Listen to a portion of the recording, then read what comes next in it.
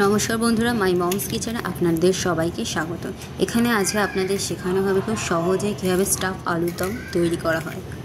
প্রথমে আলুর খোলা ছাড়িয়ে আলুর ভিতর থেকে আলুর শাঁসটাকে বের করে নিতে হবে। তারপর কড়াইতে জল, নুন, হলুদ দিয়ে আলুগুলোকে হালকা করে সেদ্ধ করতে হবে।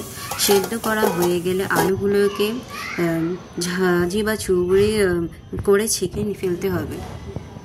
তারপর কেটে নিতে হবে ক্যাপসিকাম, টমেটো, লঙ্কা, আদা, তারপর সামান্য একটু পনির।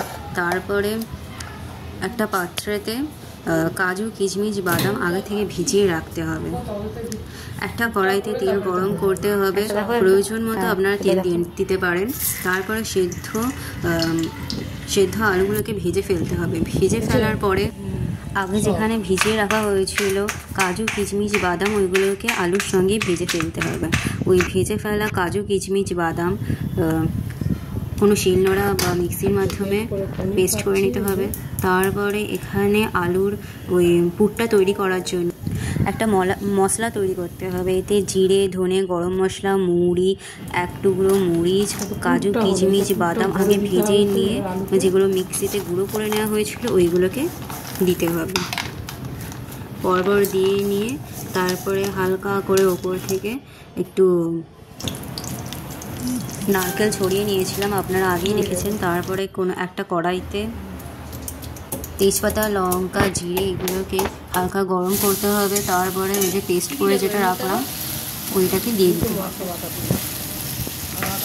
দিয়ে একটু হালকা করে কষিয়ে নিতে হবে। কষিয়ে নেওয়া হয়ে গেলে তারপরে আগে ভালো করে আপনারা কষাবেন। তারপরে জল দিয়ে দিতে হবে পরিমাণ মতো বুঝে। জল দিয়ে অনেক সুন্দর কষাবেন। কষানো হয়ে গিয়ে যখন দেখবেন এরকম কাদা কাদা টাইপসের গ্রেভি হয়ে যাচ্ছে তখন আপনারা এটাকে চাপা দিয়ে দেবেন।